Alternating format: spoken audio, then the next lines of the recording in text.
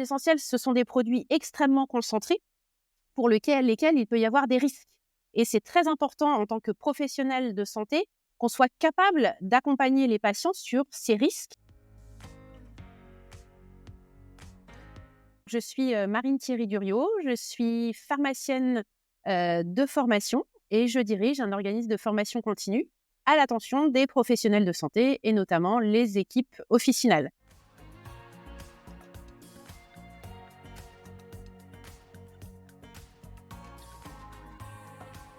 En tant qu'organisme de formation et aussi au décours de nos obligations de certification qualité, nous sommes amenés à réfléchir sur des méthodes pédagogiques et finalement comment mieux accompagner l'apprenant. Et l'ancrage mémoriel est une piste très intéressante puisque ça va nous permettre de proposer des formats hybrides qu'on va pouvoir venir inclure soit dans un parcours présentiel ou même dans un parcours d'e-learning. L'aromathérapie, donc c'est ce qu'on appelle aujourd'hui une médecine alternative complémentaire, une MAC, vers laquelle se retournent énormément de patients. L'aromathérapie est accessible à tous.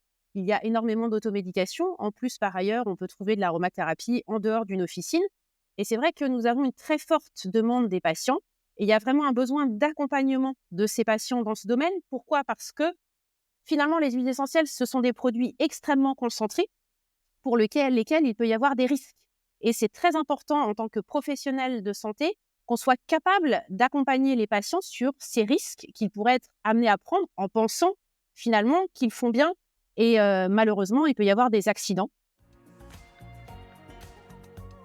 J'ai le plaisir de travailler avec la docteure Marie-Amélie de Bernouis, qui est experte en aromathérapie et en phytothérapie et qui pratique. C'est très important pour nous sur le plan éthique que le pharmacien soit capable d'accompagner le patient et de valoriser aussi ses compétences, puisque, comme j'ai dit tout à l'heure, en fait, on peut acheter des huiles essentielles partout.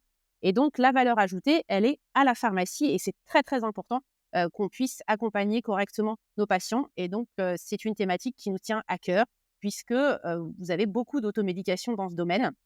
Et donc, il faut travailler vraiment avec des experts. Ce parcours sur l'aromathérapie, en fait, s'adresse aux équipes officinales particulièrement, puisqu'on peut acheter des huiles essentielles à la pharmacie, mais il pourrait aussi être proposé à d'autres professionnels de santé qui peuvent avoir aussi des questions des patients sur l'utilisation de ces huiles. Donc, l'objectif, là, de ce parcours, c'est d'acquérir les réflexes sur l'accompagnement du patient afin que lui soit capable d'utiliser ces huiles essentielles de manière sécure. Hein, puisqu'il y a des choses qu'on peut faire, qu'on ne peut pas faire. Voilà, donc il faut vraiment insister sur tous ces réflexes et penser à la manière dont le patient va utiliser ces huiles. Ce qui est intéressant avec la méthode Wunose, c'est qu'on va partir en fait des objectifs pédagogiques, vraiment ce qu'on appelle des éléments atomiques, ce que l'on souhaite faire acquérir à l'apprenant. Et puis, on va on va essayer de convertir ces éléments en réflexes, on va apporter du contenu, mais ça va vraiment permettre d'aller à l'essentiel tout en apportant du contenu et être sûr qu'à la fin du parcours, l'apprenant, il est acquis ces réflexes. Donc là, on va pouvoir vraiment centrer sur les points clés de cette formation, d'ailleurs les points clés du parcours et du coup, s'assurer que l'apprenant, donc le professionnel de santé, aura acquis ces réflexes dans l'accompagnement du patient, là, sur l'aromathérapie.